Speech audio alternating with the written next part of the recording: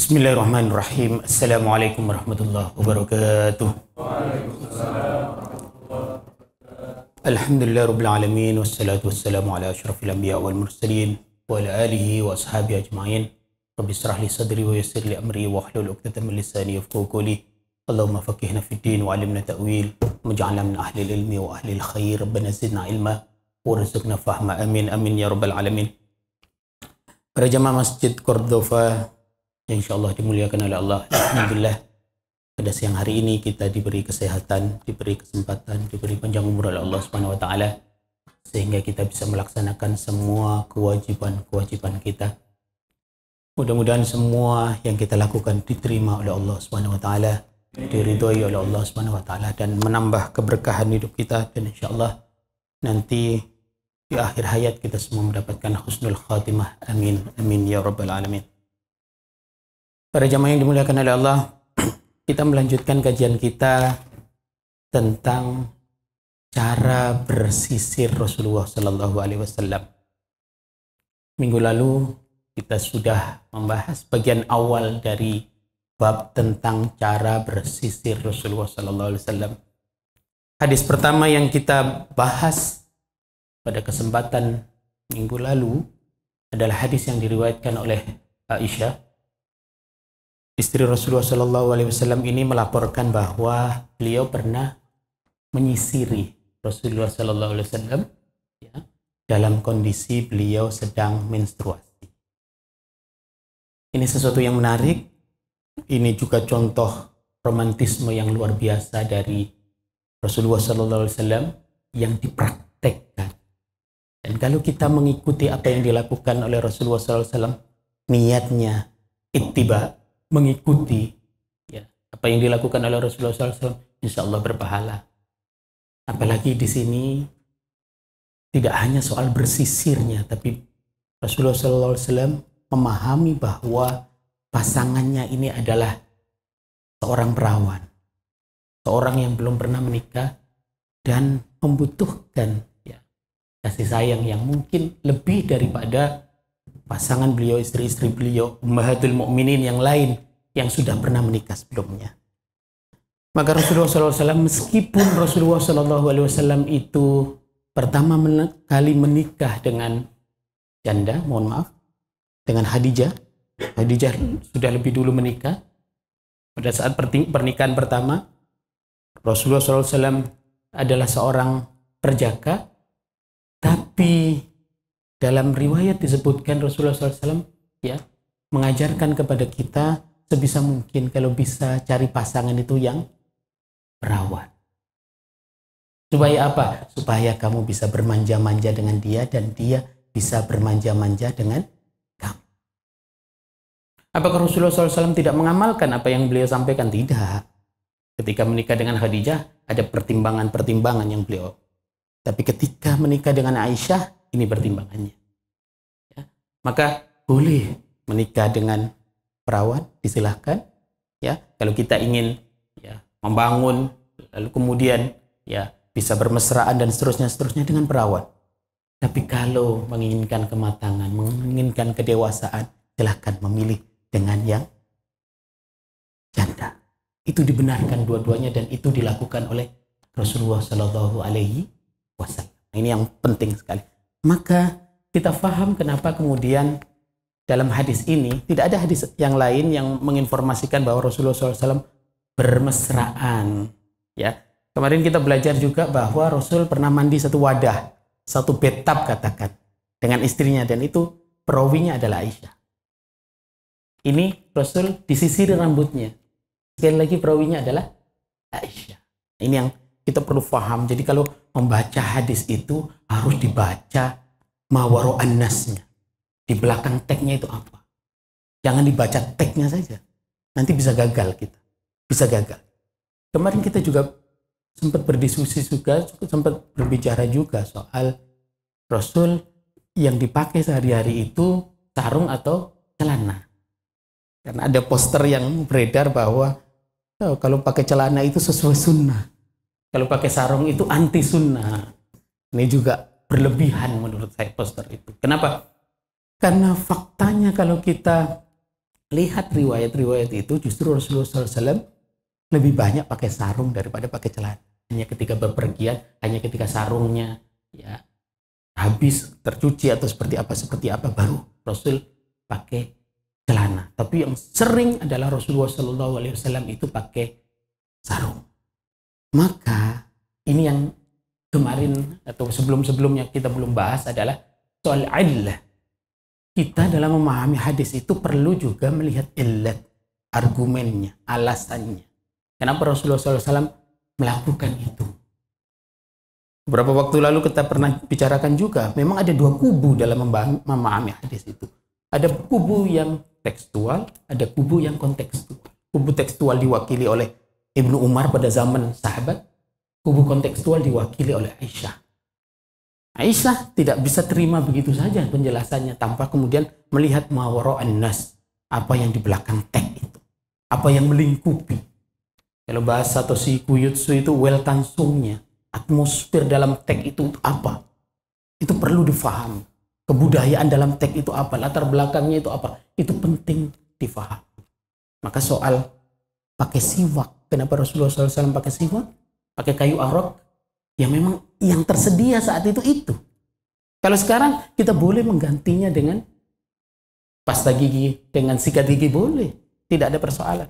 Bahwa kalau kemudian kita sekarang memilih tetap pakai siwak dengan argumen bahwa kita ittiba apa yang dilakukan Rasulullah SAW secara otentiknya, ya aslinya pakai siwak, silahkan, monggo, nggak ada persoalan. Nah ini soal illat itu kembali kita penting pahami sekali. Maka kemudian masih terkait dengan soal celana, kembali kepada soal celana itu, pada zaman penjajahan ada informasi yang unik. Ulama-ulama kita malah mengharamkan ya pribumi pakai celana. Kenapa? Tasyabuh, menyerupai orang kafir, bahasanya waktu. Dilarang, betul-betul dilarang. Maka ketika pesantren Gontor pakai celana, pakai jas itu rame awalnya. Sekarang nggak biasa, tapi pada waktunya itu rame. Kenapa? Karena ada isu sebelumnya soal tasyabuh. Karena yang pakai celana waktu itu adalah orang Belanda, orang kafir. Nah ini yang penting sekali kita pahami hal-hal yang mawara'an nas. Tapi kemudian larangan itu dicabut oleh para ulama. Kenapa? Illatnya sudah tidak ada. Ya, bukan tasyabuh lagi. Ya, itu sudah menjadi sesuatu yang lumrah, sesuatu yang umum, ya, yang di masyarakat terjadi dan itu tidak identik dengan ideologi tertentu, agama tertentu, ya sudah boleh. Ya, seperti nanti juga kita perlu pahami ada akulturasi budaya, misalkan pakai kain koko, baju koko maksud saya. Baju koko itu kan ada akulturasi dengan Cina, kebudayaan Cina. Tidak ada yang persoalkan. Tidak ada lagi yang membicarakan itu tasyabuh. Ya, kenapa? Ya ini kita perlu pahami illatnya sudah bergeser. Begitu juga kalau kita memahami soal jenggot. Soal jenggot, ya boleh silahkan. Rasul memang menganjurkan betul pakai jenggot. Tapi kalau kita tidak pakai jenggot, menganggap bahwa illat pakai jenggot itu sudah selesai, sudah bergeser. Kenapa? Karena orang-orang dari agama lain juga pakai jenggot, orang Yahudi juga pakai jenggot sekarang. Ya, grup-grup cadas pakai jenggot semua. Ya, gugur sudah illat. Kalau sudah gugur illatnya, sudah kita boleh memilih pertimbangan-pertimbangan sesuai dengan apa ya. Bahwa kita tetap pakai jenggot, mengikuti sunnah Rasulullah SAW, mengikuti apa yang memang dipraktekkan oleh Rasulullah SAW dan para sahabat, silah. Tapi tidak kemudian kita semena-mena, sembarangan menyalahkan orang lain yang tidak pakai jenggot, padahal dia punya argumennya, padahal punya dalil. Ya. Nah ini yang penting sekali kita pahami. Dan terakhir barangkali terkait dengan soal illat ini, ya. Sekarang banyak orang yang pakai jenggot memutih gitu di jenggotnya. Katanya itu mengikuti sunnah Rasulullah SAW. Tapi kalau kita baca di hadis-hadis yang menginformasikan soal itu, Rasulullah SAW itu diinformasikan antara rambut dengan jenggotnya yang beruban cuma 14 helai. Bahkan ada riwayat yang ubannya itu hanya di sini saja. Gitu. Maka, nah ini pentingnya kita memahami hadis-hadis seperti ini supaya tidak malpraktek. Ya, tidak gampang menyalahkan orang, tidak kemudian merasa kita sendiri yang menuliskan. Padahal itu sebetulnya ya memang uban kita banyak gitu ya. Saya juga rambutnya banyak ubannya gitu. Itu ya sesuatu yang alami dan saya tidak melakukan itu karena mengikuti sunnah Rasulullah SAW gitu. Bahwa Rasulullah SAW beruban, iya. Tapi kemudian apakah kita harus beruban? Tidak. Itu persoalan. Baik, kemarin juga kita membahas soal bahwa Rasulullah SAW itu kerap meminyaki rambutnya. Minyaki rambutnya, ingat ya, kemarin kita bahas juga pakai pomade atau pakai apa itu soal lain ya. Nah, pomade-nya bukan masuk sunnah ya, tetapi meminyakinya itu yang masuk dalam kategori sunnah. Wa tasrih lihyat ya, kalau kita yang punya jenggot ya disisir di sela-sela gitu. Disisir boleh pakai sisir atau pakai tangan di sela-sela supaya rapi, tidak tampak tidak rapi, yang apa namanya, yang jauh dari kebiasaan Rasulullah SAW, karena Rasulullah SAW menonjolkan kerapian. Berikutnya wayuksiru al-kina. Kemarin kita yang mungkin agak belum utuh sekali penjelasan soal ini. Al-kina itu ya setelah bersisir terus kemudian ada kain kecil mungkin semacam selampe atau sapu tangan gitu ditaruh di sini. Itu kebiasaan orang zaman itu. Ada tradisi-tradisi juga di zaman sebelum-sebelumnya yang memang seperti itu. Ya, ditaruh di sini ya, terlihat berkilau rambutnya, tapi itu yang dipraktekkan ya, karena saubu zayyat, seolah-olah ya baju Rasulullah SAW itu digambarkan di sini seperti bajunya orang yang biasa, tukang minyak ya, tukang minyak bukan minyak yang di Jakarta, minyak itu loh, bukan minyak bukan minyak curah, ini minyak ya untuk nyemir baju, dan itu yang dimaksudkan. Ini yang kemarin kita sudah pelajari. Kita sekarang bergerak ke hadis yang lain. Ini masih dari Aisyah. Pokoknya pegang saja bahwa hadis-hadis yang terkait dengan kehidupan domestik Rasulullah SAW itu perawinya, kalau tidak Aisyah, Anas bin Malik. Tapi kalau yang di luar, yang bukan domestik, itu umumnya Abu Hurairah yang paling banyak tentu saja, selain sahabat-sahabat yang lain. Tapi kalau di dalam, Aisyah atau Anas bin Malik. Anas bin Malik karena pernah menjadi pelayan Rasulullah SAW selama 10 tahun, atau dalam riwayat yang lain selama 20 tahun. Ini yang mungkin penting kita pahami. Ini Aisyah, mudah-mudahan dari riwayat Aisyah ini kita tahu cara sisirannya Rasulullah SAW itu seperti apa. Mari kita lihat. Karena Rasulullah SAW la yuhibbut tayammun.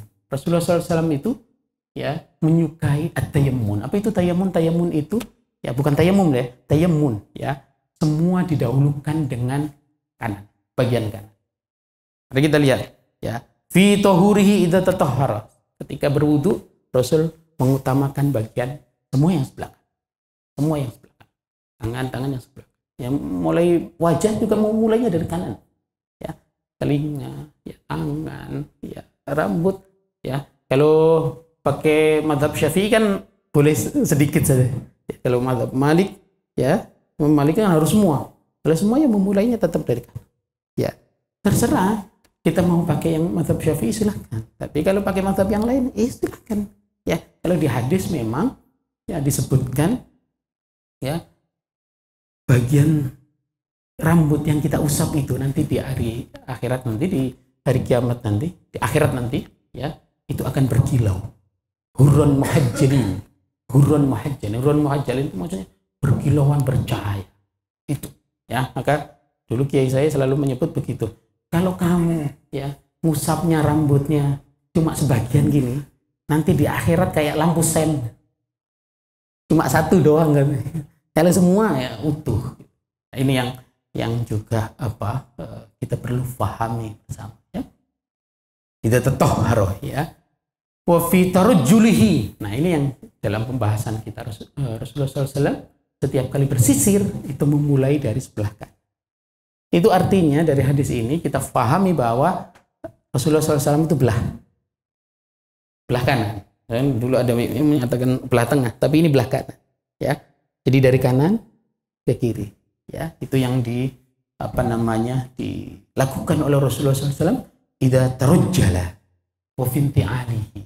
Ketika mau sandalan. Ya, idzan ta'ala Rasulullah SAW pakainya dari kanan. Cuma ada perbedaan memang. Ya, kalau mau masuk masjid yang diinjakkan dulu adalah kanan. Tapi kalau keluar adalah kiri dulu. Itu artinya kiri, mau sandalnya juga masuknya kiri dulu. Ya, itu perlu kita pahami bersama. Ya, mau pakai memang kanan, tapi mau melepas kiri. Ini mau masuk masjid kanan, ya, mau keluar kiri. Ya, itu yang. Nah, mulai dari yang kecil-kecil gini. Ya, kita amalkan apa yang dilakukan oleh Rasulullah SAW. Jangan yang besar-besar. Ya, poligami itu yang besar. Itu berat. Ya, itu berat. Ya, bukan hanya Dilan yang sanggup, yang lain juga tidak sanggup itu. Ya, yang kecil-kecil aja. Ya, mengamalkan sunnah jangan jumping, jangan lompat ke sesuatu yang berat. Dari yang kecil-kecil sudah terbiasa, sudah suka, sudah nyaman hatinya. Itu yang membuat kita nanti berimannya, ya, mengamalkannya sempurna. Saya sekarang mengkampanyekan betul di pengajian-pengajian saya, di majelis-majelis saya sampaikan betul. Yang pertama kali kita harus lakukan adalah sholatnya tepat waktu. Kalau bisa berjamaah. Jangan ngomongin sunnah dulu. Tepat waktu, kalau bisa berjamaah. Ya, kalau sudah nyaman baru sholat ba'diyahnya, qobliyah. Lakukan. Kalau sudah nyaman, lakukan sholat tahajud. Kalau sudah nyaman, lakukan duha. Ya, jangan sholat sunnahnya benar, ya, lalu kemudian sholat wajibnya nggak benar. Dalam sholat wajib, ya, kita memikirkan pekerjaan. Ya, nah, beberapa ulama menjelaskan katanya, ulama-ulama kontemporer menjelaskan supaya hati kita hadir saat sholat itu, ya, salah satu yang harus dilakukan oleh kita orang-orang modern, orang-orang kontemporer ini, melepaskan diri dari handphone setengah jam sebelum sholat. Termasuk dari medsos. Kenapa begitu? Coba aja. Kalau kita sebelum sholat masih ada komunikasi WA, buka medsos sana, medsos sini, pasti di sholat itu, waduh, tadi belum saya balas komennya. Waduh, saya belum hajar lagi nih, belum saya kick lagi nih orang yang ngebully saya. Pasti kepikiran gitu. Maka ulama-ulama kontemporer menyatakan itu. Lalu mau khusyuk, mau khudurul qalb, ya, dalam sholat untuk kita sekarang, ya, jangan, ya, buka handphone, ya, saat mau sholat, ya, saat sholat apalagi, ya. Saya pernah di Masjid Al-Azhar, Kebayoran Baru, tidak jarak jauh dari saya, ya, ada orang sholat Jumat. Kebetulan saya sholat Jumat di situ, tidak sedang tugas khutbah. Bunyi handphone yang kencang di tengah-tengah sholat. Apa yang dia lakukan? Diangkat itu handphone, lagi sholat, dimasukin lagi terus. Salah satu mujtahid kontemporer, diangkat ya dia, ya. Itu, ya. Jadi ini perlu kita pahami, ya. Rasulullah SAW at-tayammun, kanan, ya. Kenapa kanan? Ini antitesis dari agama sebelumnya, ya. Agama sebelumnya kiri. Maka Khalifil Yahud wan Nasara, itu ada ideologi itu perlu paham. Ya, Khalifil Yahud wan Nasara. Kalau itu menjadi identitas yang melekat pada agama sebelumnya, Rasul mengajarkan kepada kita untuk berbeda dengan identitas itu. Ini pegang juga, ya. Ya. Kita tidak boleh terlalu kaku, juga tidak boleh terlalu lembek. Tengah-tengah. Tawassut, wasatiyah, itu yang penting. Kita tengah-tengah, apapun tengah-tengah. Ya, tengah-tengah. Ibadahnya. Kalau saya selalu katakan juga begini, kalau kita sholat tahajud, kemudian sholat subuh kita terlambat gara-gara tahajud kita, sholat subuh kita kesiangan gara-gara tahajud kita, kurangi tahajudnya. Ya, kalau misalkan tahajud 2 rakaat menyebabkan subuh kita terlambat, jangan tahajud. Kenapa? Yang wajib itu yang fardu, bukan yang sunnah. Imam Al-Ghazali dalam Asnaful Mahdurin, dalam kitab tipis yang beliau tulis, beliau menyatakan bahwa ada orang-orang yang tertipu, dia lebih sibuk dengan ibadah sunnahnya daripada ibadah wajibnya. Itu tertipu. Bahkan beliau menjelaskan di situ ada orang yang gara-gara wudhunya dia rapi sekali, takut sekali kalau ada bagian tubuh yang tidak kena air wudhu itu. Bagus itu, ya. Tapi itu bukan wajib, itu sunnah. Wudhu itu ya udah sekedarnya. Asbihul wudhu ya sempurnakan, ya itu sunnah. Ya, sampai kita detail sekali. Hati-hati, ya. Yang saya perhatikan dari anak saya, ya, yang SD, yang SMP itu umumnya salahnya di sini. Ya, kalau tangan, sikutnya nggak kena, ya. Kalau kaki, mata kakinya nggak kena, ya itu diingatkan. Tapi nggak usah berlebihan. Nah, kosok nak, kosok sampai bener-bener, jangan sampai wah itu berlebihan. Kata Imam Ghazali, jangan, nggak usah berlebihan. Iya udah sewajarnya aja. Nah, orang-orang yang seperti ini kata Al-Ghazali kenapa disebut tertipu? Karena ya dia ini kalau terkait dengan sesuatu yang haram, embat aja. Padahal sesuatu hati-hati dari sesuatu yang haram itu wajib. Wajib. Ada orang yang terkait dengan sunnah seperti itu, tetapi berhubungan dengan haram, yang haram, ya dia abai, dia cuek, ya dia tidak hati-hati, ya yang penting dia terima aja. Lalu di cari helahnya, cari pembenarannya. Ini kan nanti saya sumbangkan ke masjid. Ini nanti saya sumbangkan ke duafa. Ini nanti saya sumbangkan ke lembaga zakat. Nanti saya sumbangkan ke anak yatim. Nggak jadi halal. Saya ulang sekali lagi, nggak jadi halal. Sesuatu yang haram perolehannya tetap haram meskipun disedekahkan. Pastikan itu. Ya, pastikan itu. Sesuatu yang haram. Maka saya wanti-wanti betul ke panitia pembangunan masjid itu, ya Pak, Bu, kalau bangun masjid, ya hati-hati, jangan sampai ada sesuatu yang haram masuk dalam modal yang dipakai untuk membangun masjid. Kenapa? Masjid-masjid yang tidak ussisa ala taqwa, gede, megah, tapi nggak ada jamaah, nggak ada kegiatan. Orang di dalam resah, ya nggak nyaman dalam beribadah. Beda dengan kalau yang ussisa ala taqwa. Para ulama semua mengatakan bahwa masjid tidak boleh dimasuki harta yang haram bagaimanapun. Maka harus aware pengurus masjid, pengurus pembangunan masjid terhadap ya sumbangan-sumbangan yang masuk, jangan sampai ada yang haram. Kenapa? Yang haram itu yang mengganggu. Masjidnya sering konflik antar pengurus dengan pengurusnya. Saya sering mendapatkan informasi soal itu, sedih. Nah, ini yang juga perlu kita pahami juga, ya. Maka hati-hati terhadap yang halal. Saya lupa di sini atau di tempat lain saya sampaikan juga, berislam itu bukan hanya terkait dengan yang wajib, yang sunnah juga kita perlu amalkan. Berislam itu bukan juga terkait dengan yang haram, yang syubhat, yang makruh sekalipun kita tinggal. Kita harus hati-hati. Kalau kita terhadap yang syubhat sudah hati-hati, yang haram pasti jauh. Tapi kalau kepada yang haram kita tidak hati-hati, yang syubhat hambat semua. Nah itu yang mudah-mudahan kita semua dilindungi oleh Allah Subhanahu Wa Taala. Karena yang halal itu melahirkan energi yang halal. Kalau energinya halal, anak-anak kita, pasangan kita, rumah tangga kita semuanya halal. Kalau sudah halal, enak semua. Rezeki berapapun berkah. Tapi kalau sudah haram, energinya haram, ya apapun, ya tidak ada nyamannya. Kita pulang, tidak ketemu sakinah, mawaddah, warahmah. Tidak ketemu. Tidak akan ketemu. Anak-anak kita susah dididik, ya, sesuai dengan harapan kita. Susah. Kenapa? Energinya sudah energi bermasalah.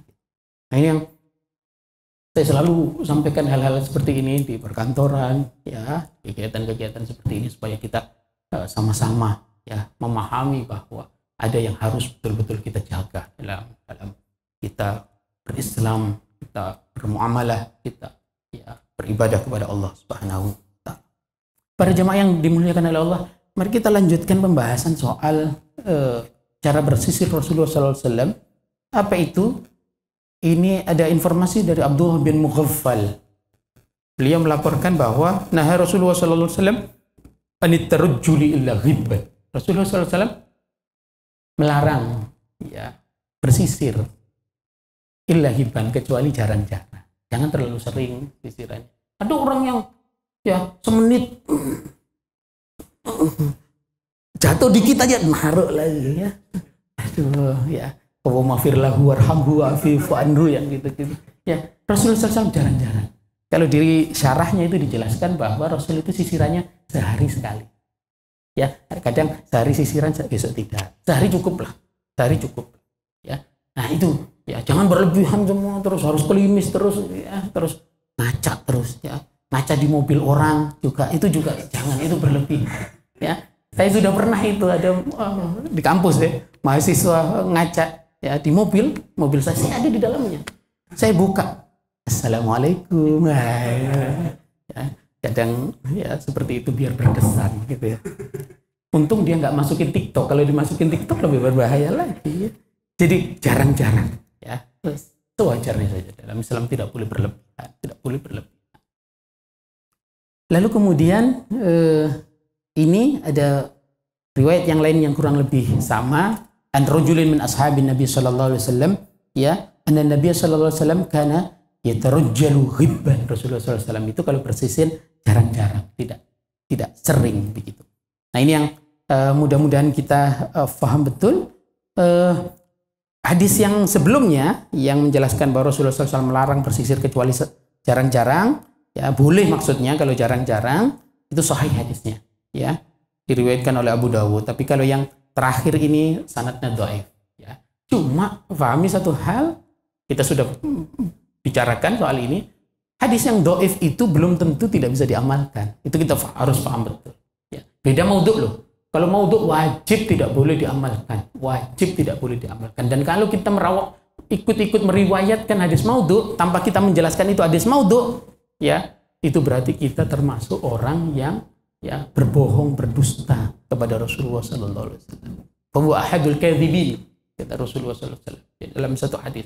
Nah, ini yang penting sekali kita perlu fahami bahwa ya kalau ada riwayat yang memang itu bukan hadis, ya jangan sebutkan hadis, ya paling amannya sebutkan aja riwayat, jangan sebutkan hadis. Kalau hadis itu memastikan itu disandarkan kepada Rasulullah SAW.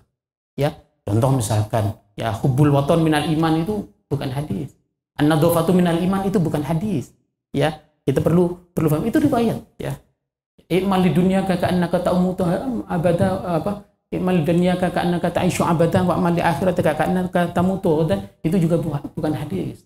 Ya. Nah, ini yang perlu kita paham. Yang bentar lagi mau Ramadan ada riwayat kan awalu rahmah wa akhiru satu rahmah wa akhiru aidkum minan nar. Itu juga bukan hadis. Itu clear. Semua ulama mengatakan itu bukan hadis. Maka jangan sebut itu hadis. Kenapa banyak ustadz-ustadz masih pakai itu? Ya, ini literasinya yang perlu ditingkatkan.